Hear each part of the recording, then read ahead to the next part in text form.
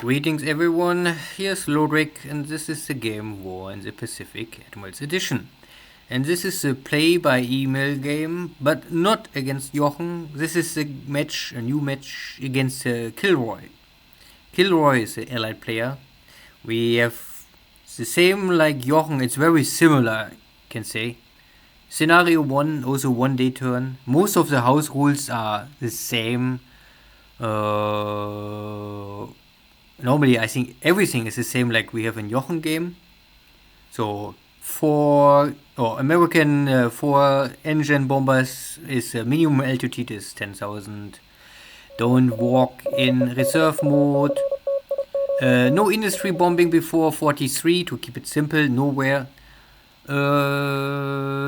We have player choose upgrade paths. Realistic A&D, so that I cannot make anything crazy with the Japanese industry. Units withdraw, normal, I think no variation. Some people like variation, I don't have variation.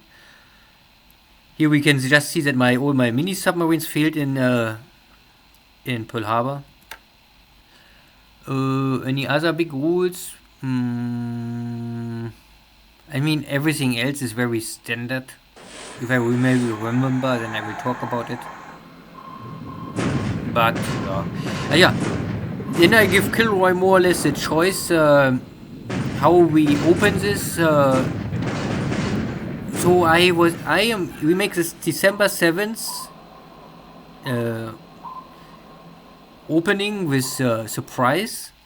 I am able to move whatever, I can do whatever I want. So I'm open free with my Japanese setup. And I offer to make the Pearl Harbor strike. If he can, the combination was like I make Pearl Harbor strike, but then he cannot use his Navy task forces on the map, and then this we choose at the end. KilRoy can use every task force is on the map, every Navy task force he can move immediately, even at 7th December. And for me, I don't must make the Pearl Harbor strike, because the Pearl Harbor strike is normally not a benefit for the Japanese in most of cases. I mean, if you are lucky and have a 10% lucky hit, then you maybe can sink 2 or 3 battleships. But that is rare, I would say. So this means every task force on the map the Allies have at 7th December, KilRoy can already move. And I don't must strike Pearl Harbor. This is the rules. And also, KilRoy was able to have up to 30% cap fighter in any base he wants. It is up to him if he wants this cap or not. I only said more or less the limit is maximum 30%. I don't want to make it too complicated. And I also let him in China, every Chinese unit is allowed to move even at 7th of December. If he really do this, or if he play a totally different strategy in China, you will see in the next days. If I remember anything else? No, I think these are the basic rules. Ask me if you have a question about the rules, but I really try to keep it so simple as possible. Yeah, now you can see that I use my this is scenario 1, I mean I said only to make sure. So the little air power I have, I try to sweep immediately the bases of the Philippines.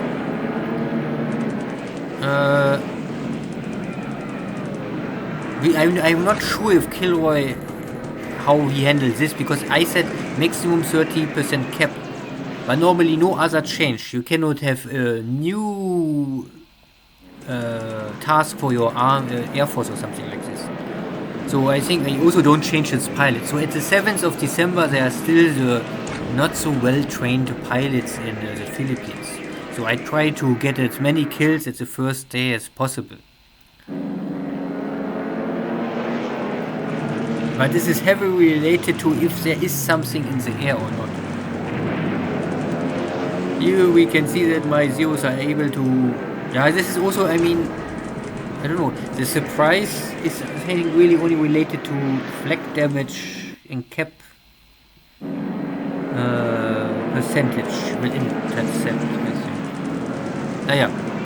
Anyway, my zeros are here in a good position, come behind the Warhawks and can kill some of them. Not all, but some. It also looks that here are cap fighters from different bases, because you can see here P40B, P40E, P35 and P26.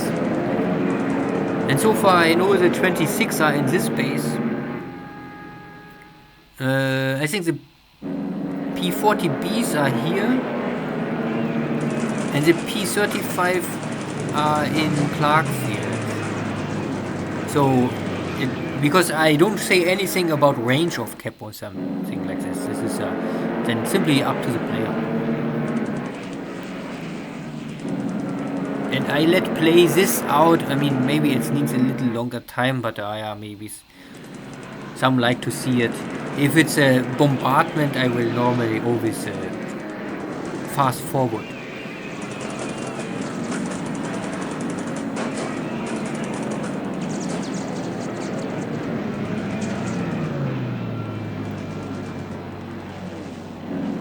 And because this is the first day, this will be a little longer turn, only to warn everyone.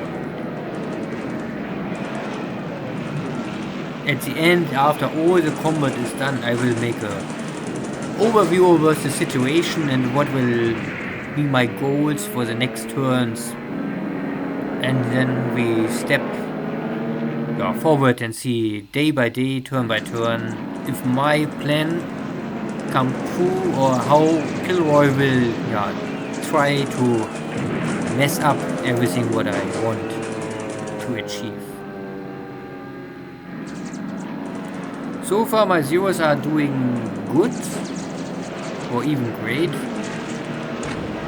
Many times I can come behind and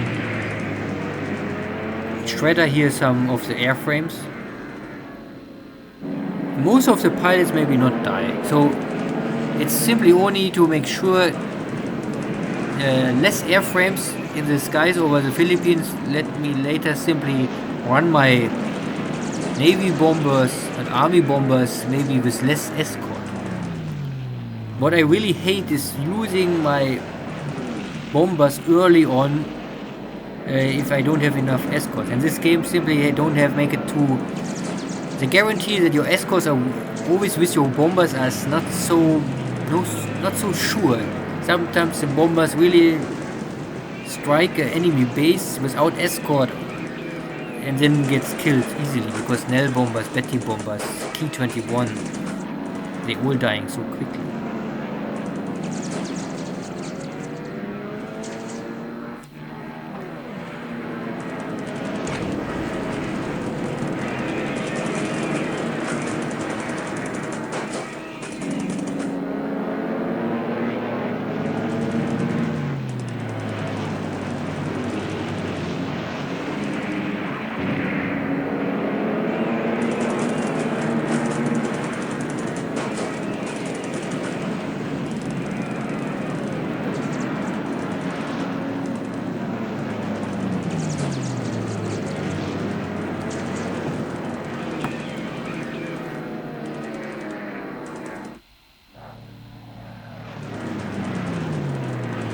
And I also won't say that I am no expert in this game.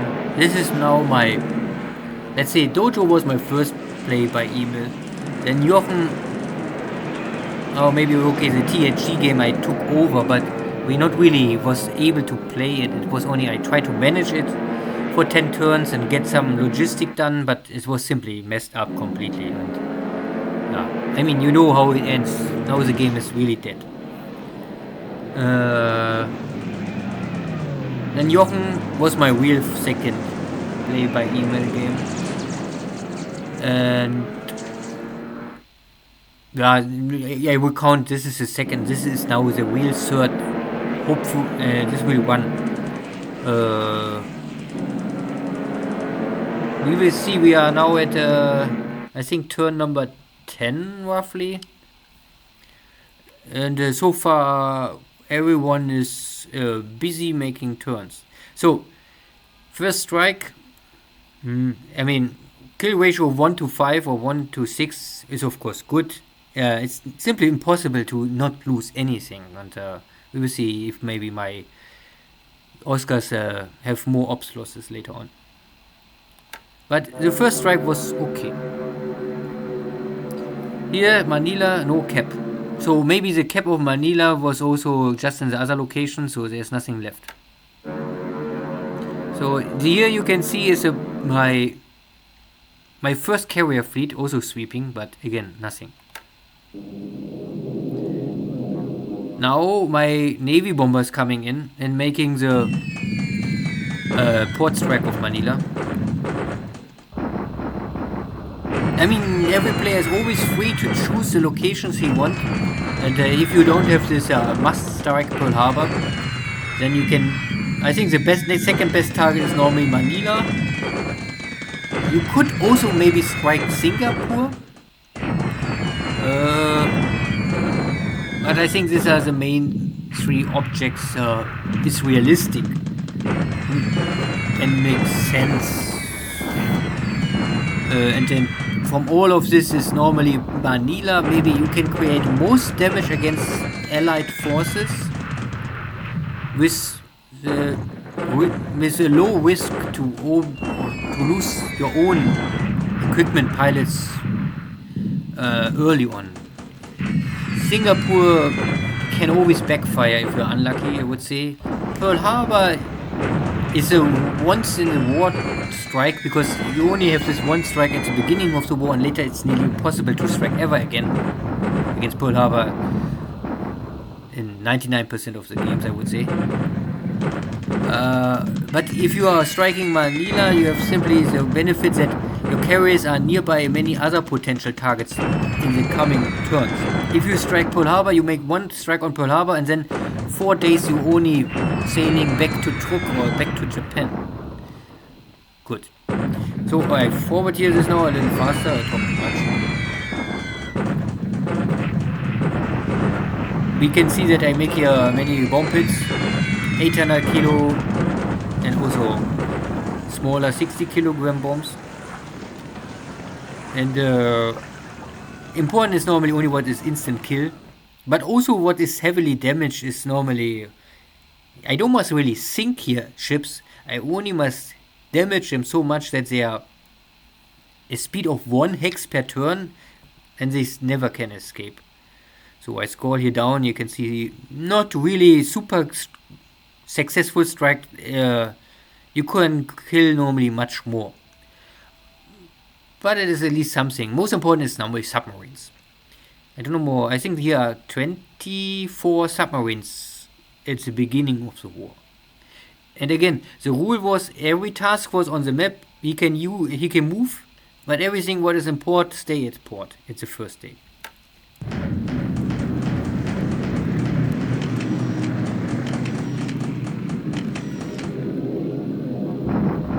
Some mini attack on Guam, because why not?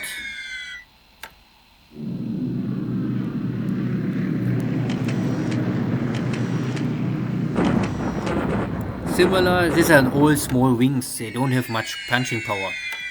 But everything what I have I simply throw on the enemy. And even if I can create only minimum damage, it will give me at least experience or skill points.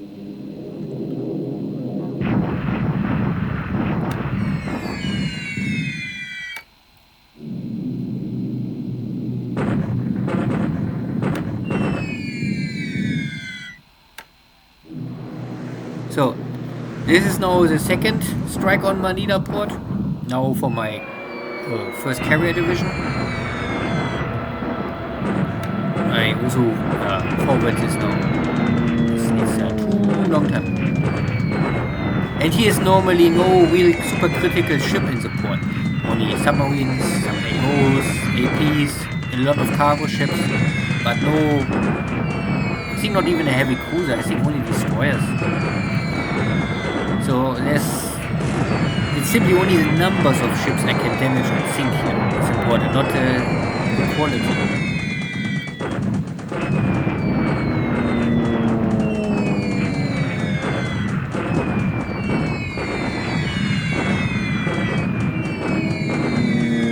So no losses for my airstrike, that is also important, and more ships are getting damaged or even sink immediately. And we can see again many submarines. Good. This attempt failed little. It was yeah. The problem is here that my bomber's coming low in 2,000 feet, and my escorts is running at 15,000 feet, and the enemy cap fighters are low. They simply bypass my escort, so I make a mistake. My escort fighter is simply too high. You must normally keep, I think 5,000 feet, close to 5,000 feet of your bomber altitude. You better keep running your escort, that they really intercept enemy cap fighters. So I will pay now for this mistake, because nothing is perfect. You always make any mistake, it's impossible, and this is simply accepted. If you cry for every airplane you lose, then you better don't play this game. Of course, it is a stupid mistake, because this is not so complicated. Simply say, okay, if you come in 2,000, then keep your zeros maybe at 5,000 or 10,000 at least, but not at 15,000.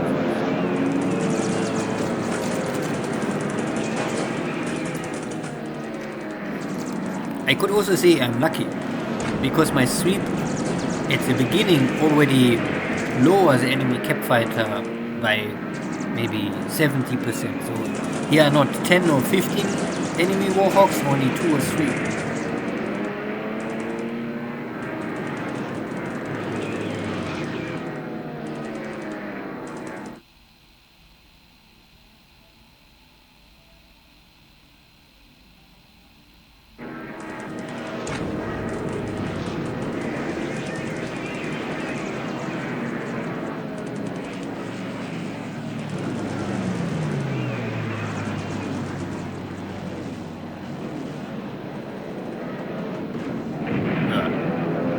So in total I lost here maybe 5 lilies.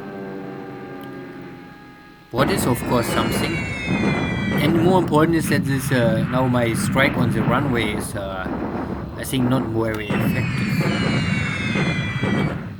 You can see here I hit no airplanes on the ground. This was normally the main purpose, because here are P-40s on the ground and I won't normally damage them so that they cannot fight in the next 2-3 days.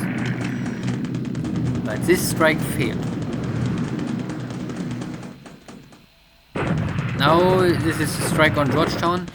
Georgetown is the enemy fighter base at the beginning of the war. You have here in Alon Star is I think enemy level bombers, and here you have fighters. And I try Georgetown simply because I worry more about enemy fighters than about enemy bombers. And second, every airplane I damage on Alon Star can still rail back to Singapore. There's no way to stop this. It's impossible. You can always rail damage airplanes. But Georgetown have no rail line, so if it's damaged it will stuck in Georgetown and need to be repaired in Georgetown. So I focus my airstrike on Georgetown mainly.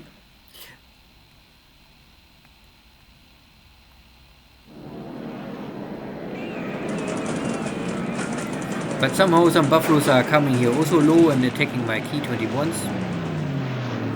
Luckily they're only buffaloes.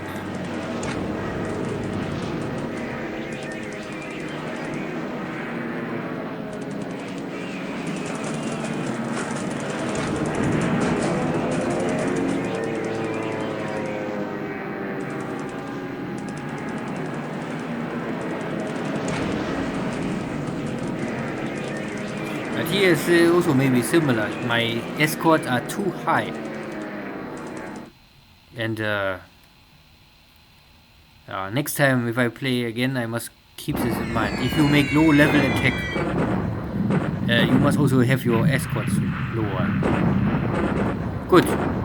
Now it's an airstrike on the runway.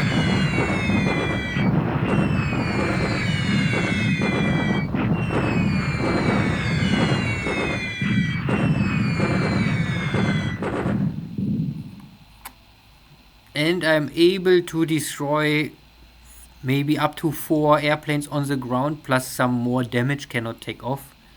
Of course, also base damage, so it is maybe need longer to repair damaged airplanes. Let's say this. And these are now my Navy bombers. They have the secondary task to attack Georgetown. I will expect, because KilRoy was allowed to move his Navy force, it is unlikely that my Navy bombers will now attack the force set. Simply, he will normally... I mean, this is the meaning. If he can move his Navy unit at 7th December, he can save Prince of Wales and Renown. This is a trait. And he also have no damage battleships in Pearl Harbor. This is what the Allies get.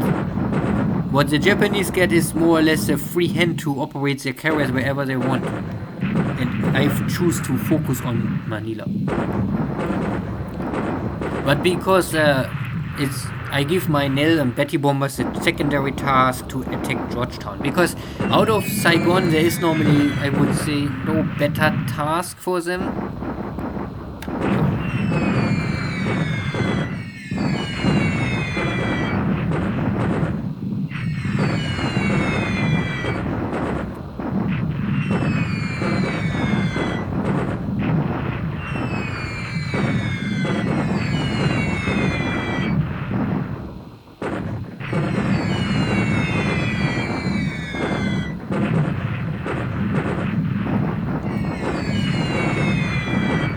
So many bombs.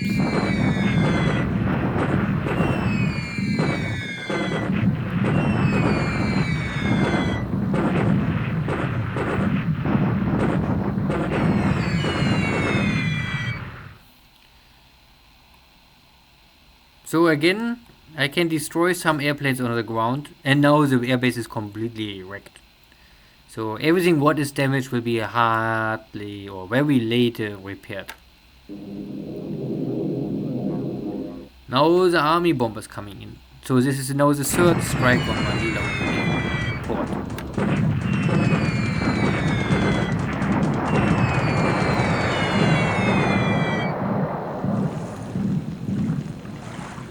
So again, some damage. More ships are sinking.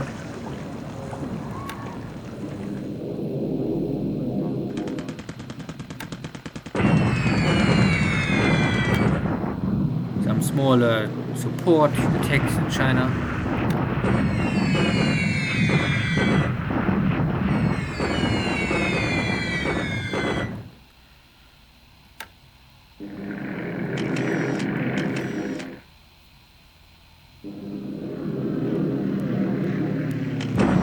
So this is the bombers, they don't have the range to attack Georgetown. I give them Alon Stahl's secondary task.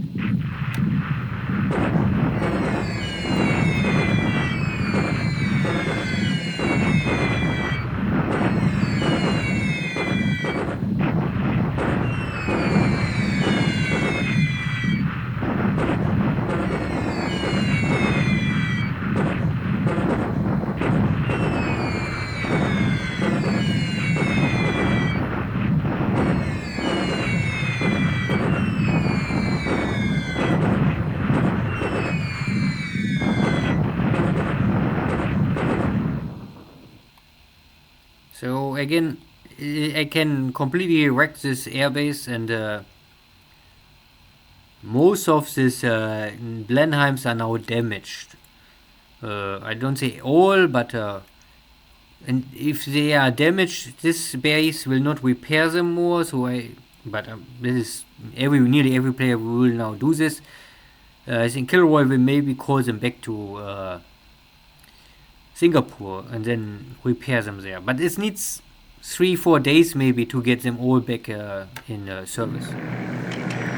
And 3-4 days is enough for me simply to unload all my equipment in Malaya.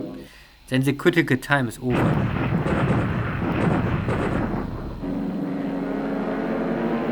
One buffalo, one fight. And now it's going back. So, now Kota Baru. It's normally really only related to if the bomber has a range or not. I try to operate all my bombers always in normal range and not extended range, simply because the the payload will be cut in half.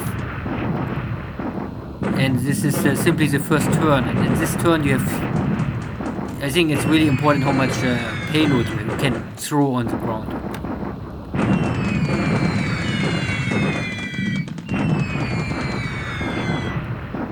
But this attack simply hit the airbase, but no airplanes on the ground. So, yeah, a little unlucky.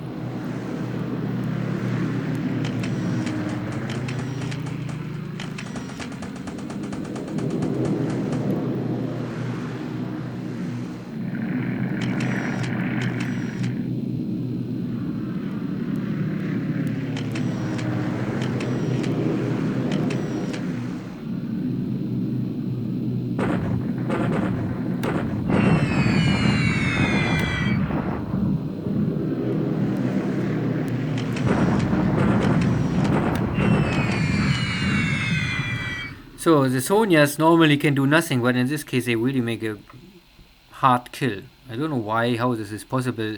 Every bomb must be a hit somehow.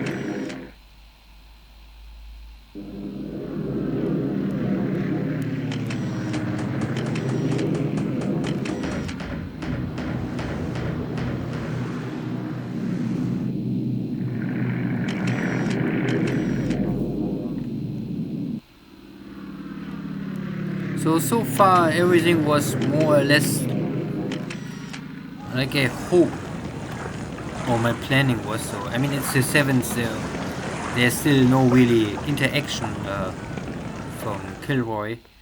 He only was able to save his 2 British battleships, and also the American cruisers out of the Philippines escaped. Not that I really hunt for them. I mean, I also said that I will not hunt for any ships on the map, especially. So I don't go to the locations where they start, because that would be, I mean, gamey or whatever. But I really only attack bases, not any task forces on the map.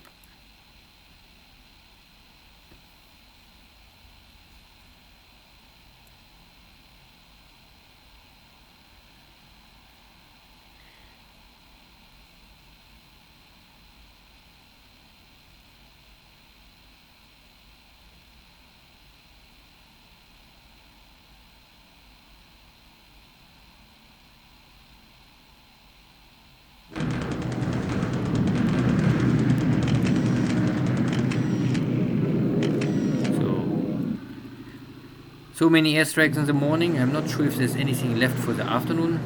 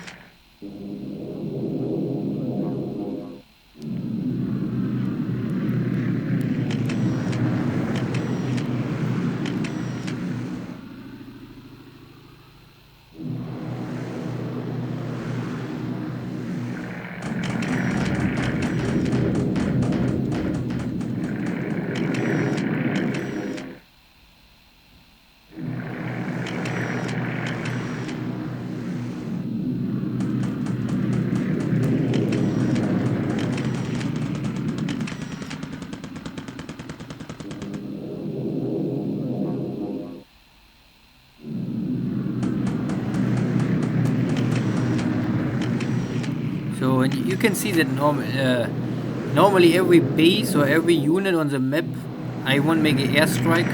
I always make a recon.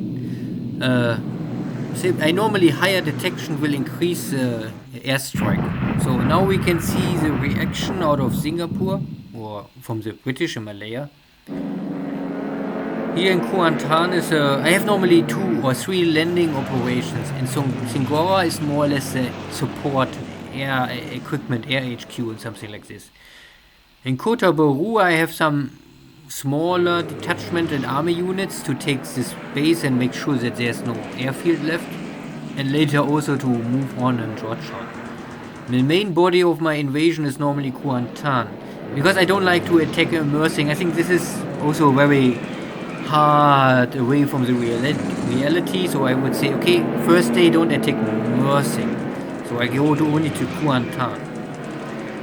This also allows me that I have a little more distance from Singapore and better cover out of Vietnam. So now we can see if the buffaloes can defend their Hudsons.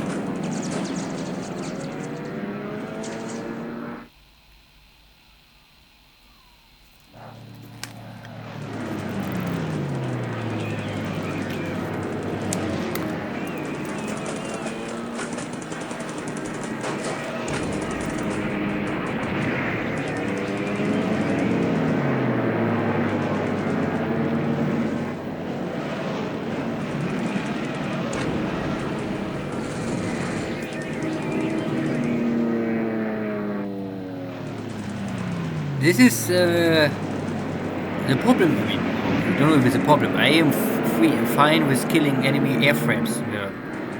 But so far, I know we are fighting here still over a British base.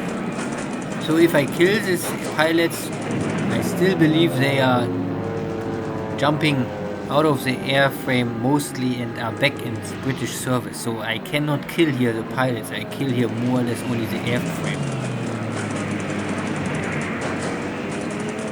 It's a little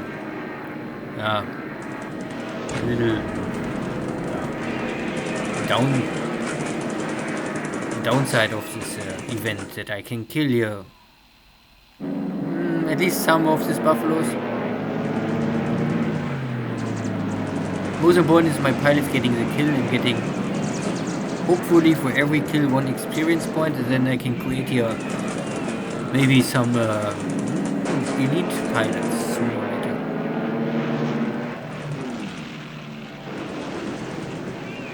Always coming from behind. Show the skills.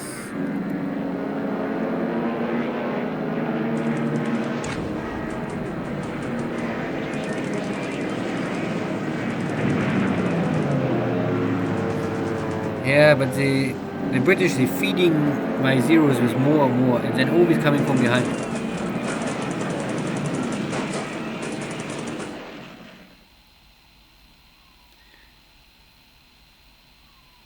And still.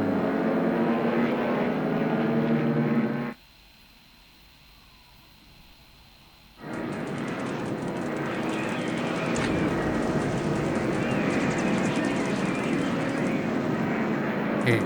This is normally what I don't like. If I come already from behind, I want also a clear kill. But so many allied planes can still escape.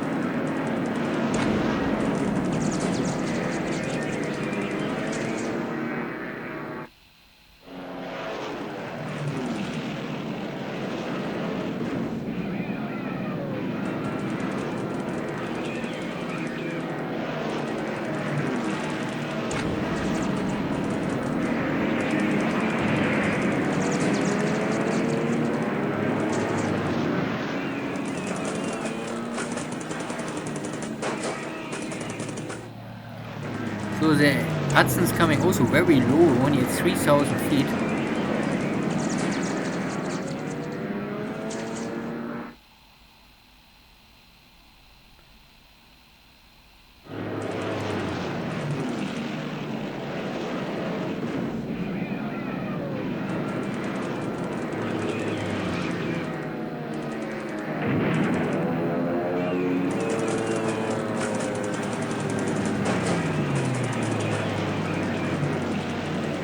normally I would say Hudsons are not terribly bad bombers, but they're at the end only medium bombers. They are, I think at least they are stronger than Bettys or Nels. They don't have the range and maybe the punching power, but most of the time they can handle more damage. But I mean, without any escort more, it's still a slaughter. Good. Maybe more coming? Yeah, more coming.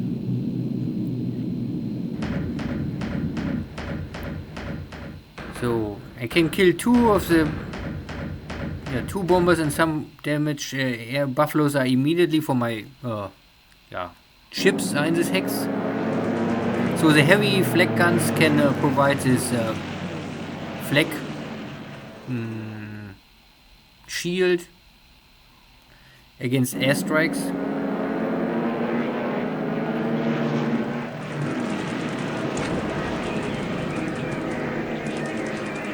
And here we bypass the bombers. So the same like what happened over the Philippines. Now the buffaloes are simply outmaneuvered. My Zeros can focus on enemy bombers. If I really want this, or if I would normally prefer to kill the buffaloes is the other question. But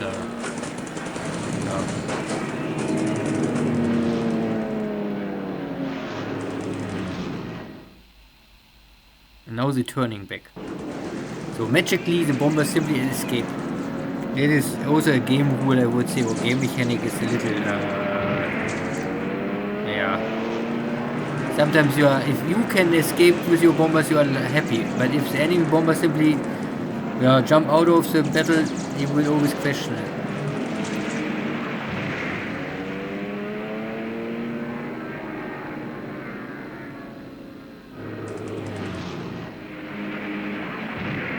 So and the buffaloes don't take part in any battle yet. Good. More bombers are killed. Now the super evil, but unescorted already. So the swordfish still attacks.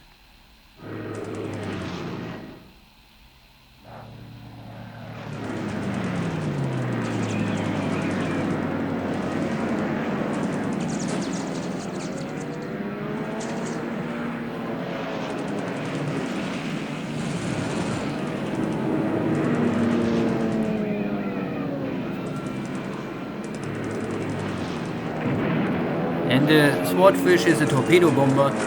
It is dangerous if there's no enemy cap fighter. But if there's any kind of enemy cap fighter, a swordfish is simply really slow. It's simply too slow.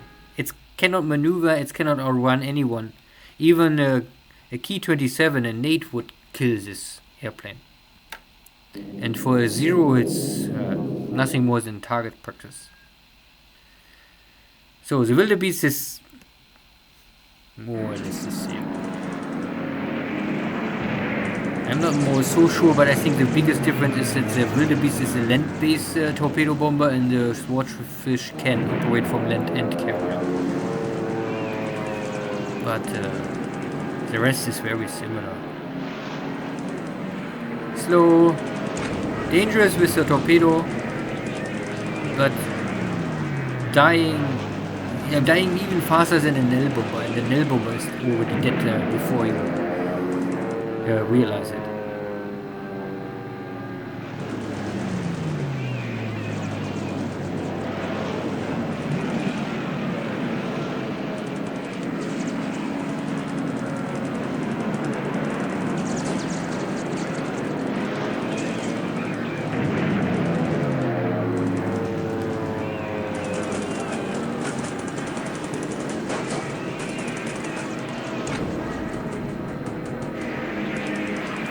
So again, my Zeros can hold the ground.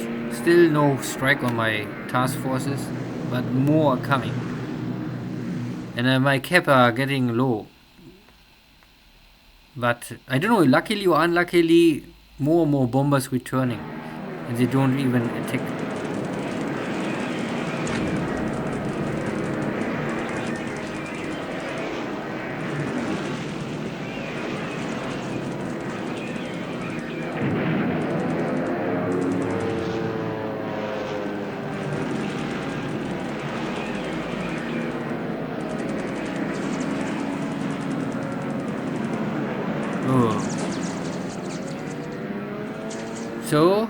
3 wildebeest attacking Suryu. So I have 2 of my 6 fleet carriers supporting this amphibious assault on Malaya, and 4 at striking Manila.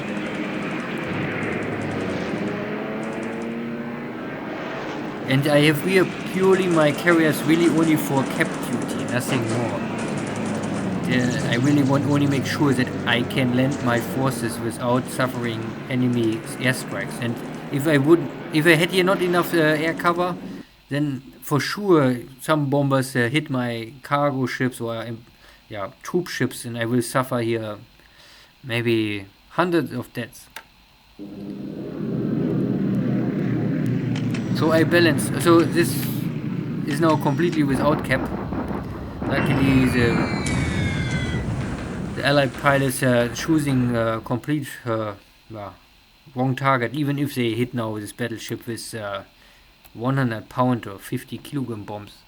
It would simply bounce off completely without maybe 1 system damage if they want. So airstrike was, I wouldn't say 90% okay. This the losses of Lilies, the Philippines was hurt a little. Some of my baddies also gets killed, but overall it was a success, I would say. Now we have this amphibious assault, so we can see this was normally, here are P-40Es in Iba. And this was normally also where I lost my army bombers. So I want to damage here all of these P-40s on the ground, because I also plan to make here my landings. In Kuantan,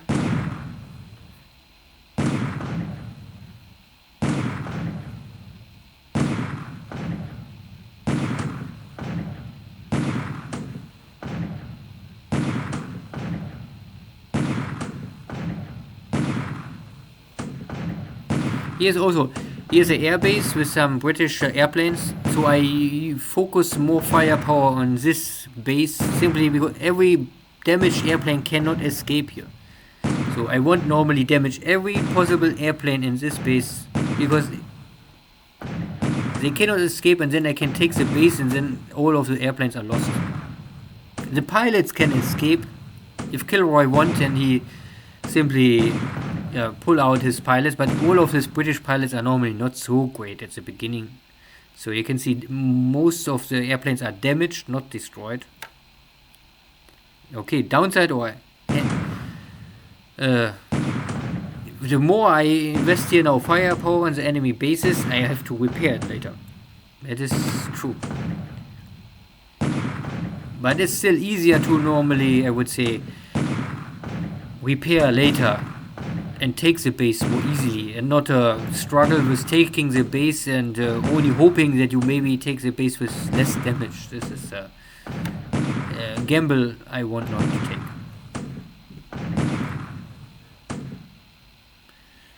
So here is more or less damage against ground, but not against the airbase. Again, wrong target. I want normally damage the airplanes.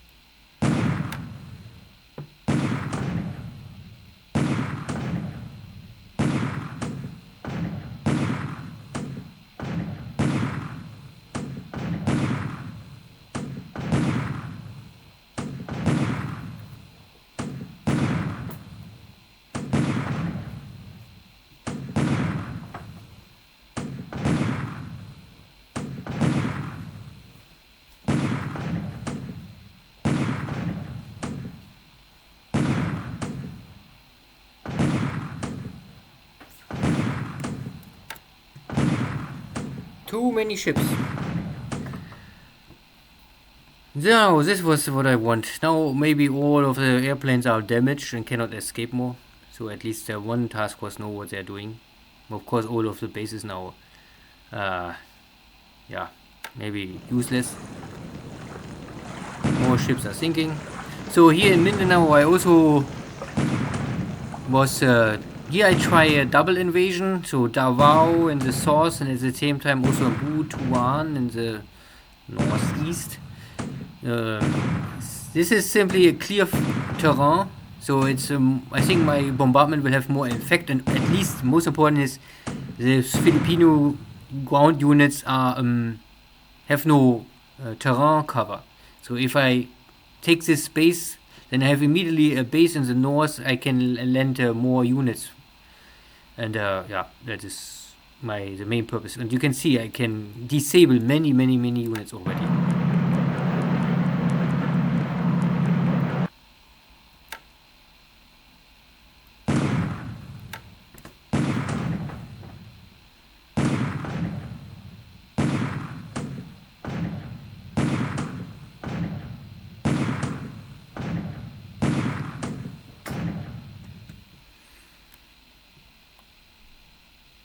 Again, the ground units gets disabled and damaged, but not the airplanes.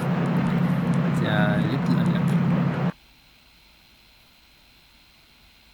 And here, yeah, this is simply related to how many units you will, bring ashore. As a percentage, simply will always, lose the lives.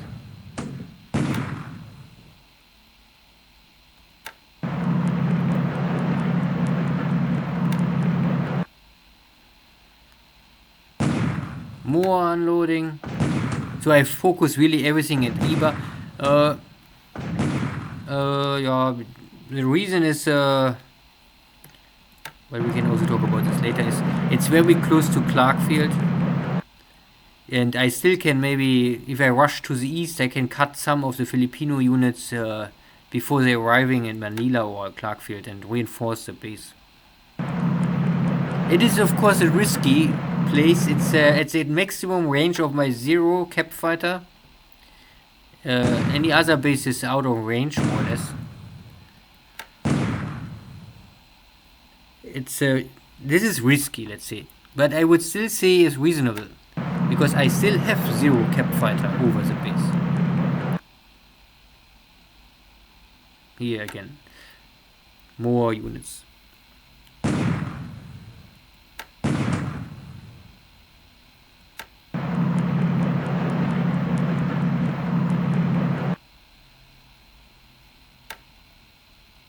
So the losses at the landing is the price I pay here, but this is simply normal, I would say. It's impossible to land without really suffer any casualties.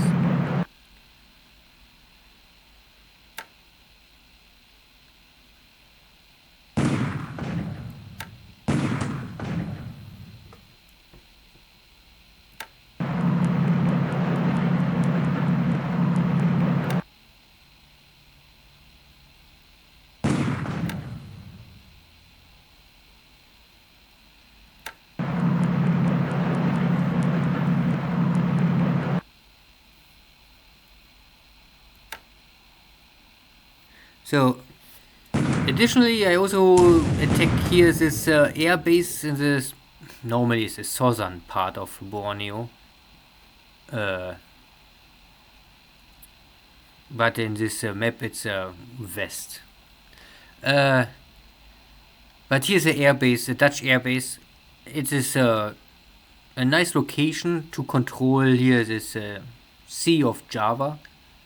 So I also try to take it as soon as possible because they are Dutch scout planes, and if I can disable this base, then there's still less recon for KilRoy to later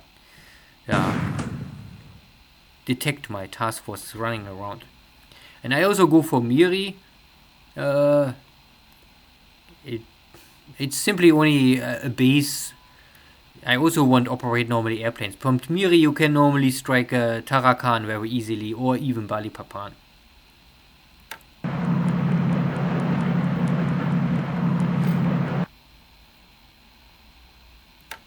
And all of these bases are in range of Saigon. I would still say that is still possible to do. This is not crazy. I don't land in Java at day 1 or something else in Darwin or anything what is completely off. So every base I strike is, I would say, possible, even in reality. Yeah, and the only battle in China today is a victory for Japan. So, this is the opening turn for the KilRoy play by email match scenario 1, 1 day turns. And we can check. It was okay. Maybe nothing fantastic, but of course there's always luck in this game. Even if you set everything perfectly, if the game wants, it always turns everything around. Most importantly is I try to be successful with not really losing equipment. This is scenario 1. In scenario 2, Japan can lose stuff and they still have more.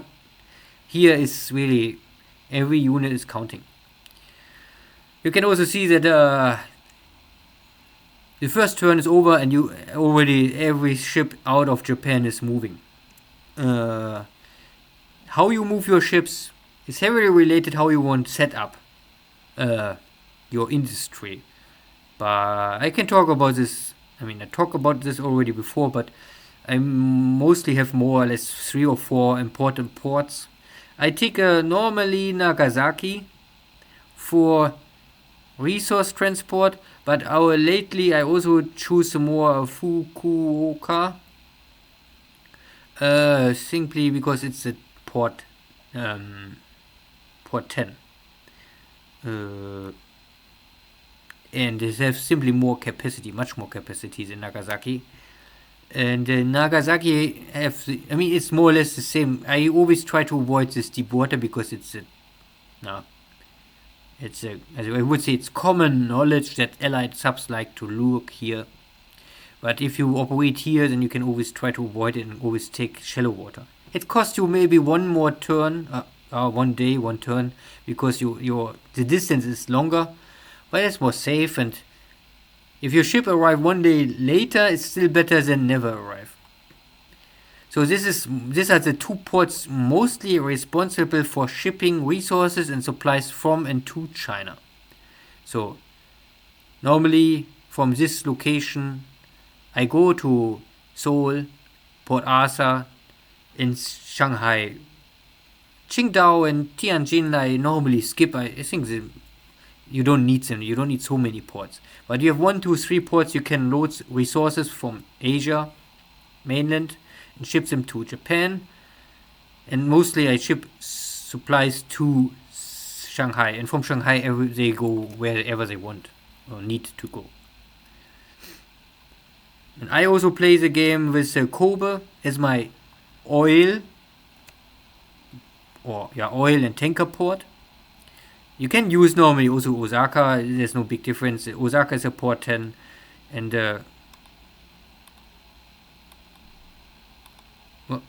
so slow. Kobe is also port 10, so it really doesn't matter, and it saves you 1 hex. Let's say this. I operate all what is fuel from Kobe. It's simply only to split it. No one need to do this. You choose, of course, every port you want. But for me, it's simply easier to maintain and keep an overview where I run what kind of ship. And all troop transports will go out of Tokyo. So Tokyo troops, Kobe oil. The Nagasaki southern part is normally for resources and supply to China, and here in the north you don't have many choices. Ominato is normally always the port receiving, and from Hokkaido Island, and here in the north I ship everything to Ominato. That is simple. Supplies, oil, resources, they're all going to Ominato, and that's all. The only special thing is that I will always operate my 10 knot ships here in the north, and everything what is 12 knots I will normally operate here in the Yellow Sea. And for everything else, I mostly use 14 knot cargo ships. But everyone like to play how he want to do it. Good.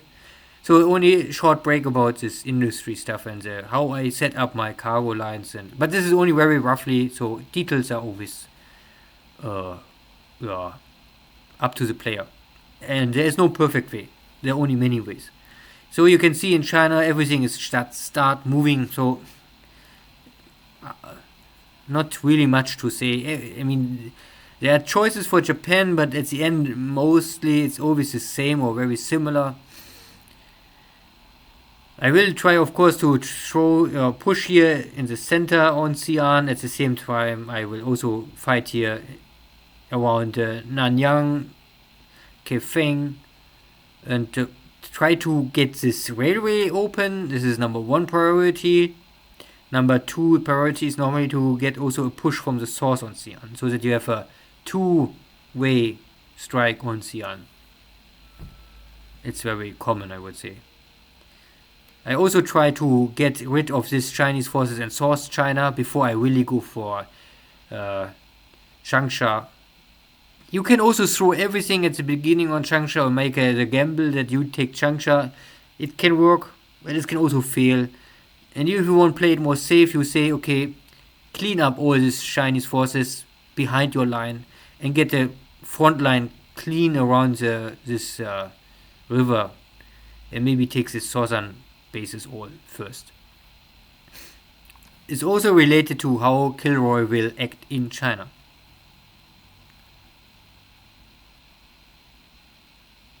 So Burma was no activity because in scenario 1 there is nothing you can really throw on Burma.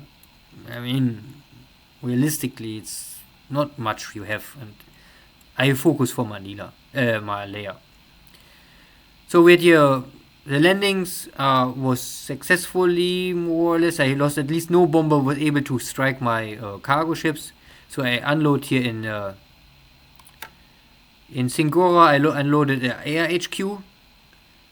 So I have here, means I can now transfer some Nell or Betty bombers from Saigon to Singora, and then I have here in North Malaya, South Thailand, airbase. I can operate Nell and Betty bombers with torpedo load, because from Saigon simply I don't have the range to really strike with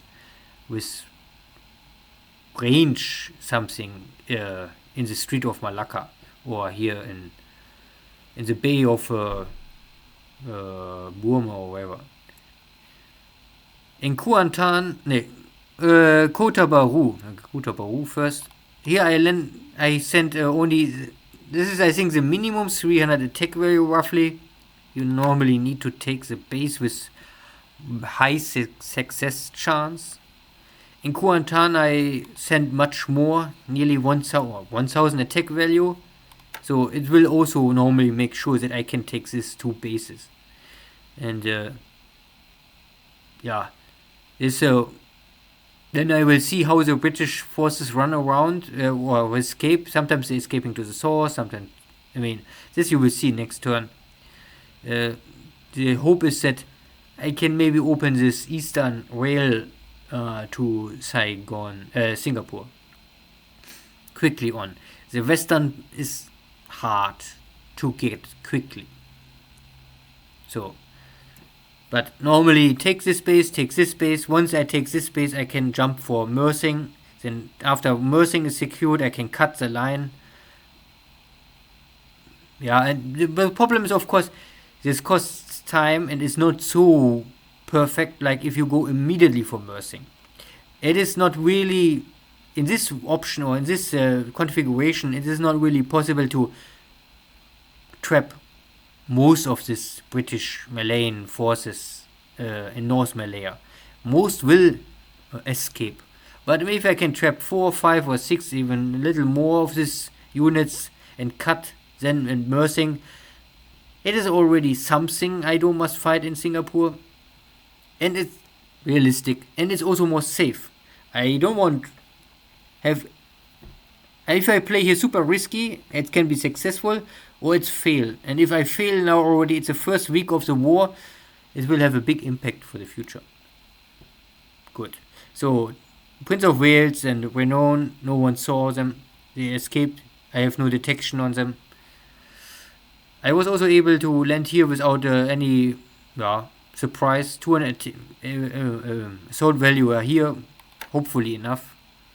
And in Miri also a small detachment, because Miri have normally only a weak base force. You don't must send too much to Miri to take the base. Yeah, here in Davao is also, I only send the minimum. This is a small detachment of a Navy Guard unit, so this is a little gambling. This can work, this can also fail, who knows. In Butuan, I sent more, but I don't have so much, so it's only 140 attack value. But normally, with all of this bombardment and clear terrain, and this low morale of the Philippines, so I think I can take the base. Once I have the base, I can ship more units without suffering at the beach. If you control the base, you can amphibious assault and losing nothing, normally. So, but now every assault on an enemy base, you can have maybe 1 or 5% of your units die. So, and the biggest attack or landing was here in Iba, simply because here's an air base. So I want to damage most of this air or fighters on the ground so that they cannot move out, because here's no railway link. So the rail from Manila go to Clarkfield and go also here to Lingayen, but not to Iba. So damaged airplanes are stuck here. And I have here roughly 800 attack value. So second biggest assault. And more is coming, you can see more ships are coming, they're all on the way. So I unload here, the second wave is coming already. So more to say here is nothing. This is, I think, the first strategic situation. My carrier fleet is here now. I will now then move around and see if I can find something and try to hurt and interrupt all possible shipping of the allies here in the Philippine area. And this is meaning, if you have your carriers all here, you must, in the first week, you try to kill what is possible. But you must keep in mind that now the allies have 8 fully ready battleships in Pearl Harbor, and the British have 2 ready battleships in Java, more or less, or wherever. Good. This is normally roughly the strategic situation about how I set it up. And then we can also make a short look on the intelligence report. And we can start with the air losses. So first day, we have 70 losses for the Allies and 13 for Japan. So no strike on Pearl Harbor. Pearl Harbor normally costs Japan 30 to 50 airplanes, so this never happens.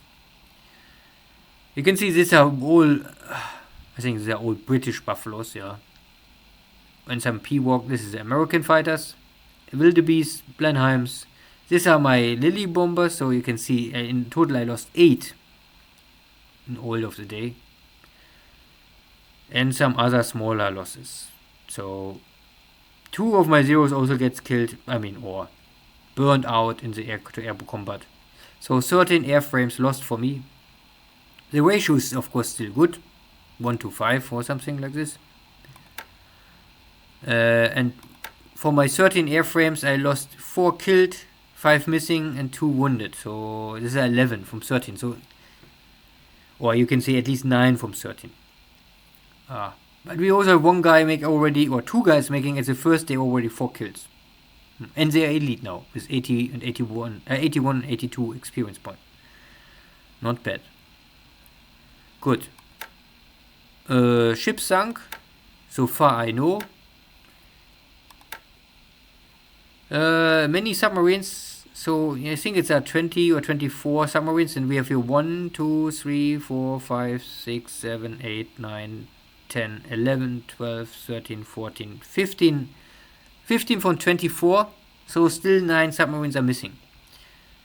Most important is this S-boats, because these are normally the weaker but more potential dangerous submarines, because they have this Mark 10 torpedoes. Short range, the torpedoes don't have so much damage potential, but they're working normally with 90% like all other torpedoes, so they don't have any buffer or debuff. This Mark 14, they have a good damage potential, but if only 10% explode, then yeah, all this potential is waste potential. Yeah, and this is old, so you can see laut this statistic I only sunk submarines, but on the one support auxiliary submarine tender. But I'm sure there's more going down. But it's the first day, and the intelligence report is still not up to date. Too many hits. No one knows what really happened. And the ground losses we just start. You can see. So, but all of my losses are together still not one. Yeah, I think this is. I mean, I lost a lot of units, and these units are really lost. But this is not damaged by the allied player. And so far I understand, then you will not get points for it. This is why I still have only 0. You must actively kill enemy units to get points. If the enemy, like me, I have landing accidents, I losing my units, but KilRoy not getting points for this. It's the game. Yeah. So this is the first turn. Yeah.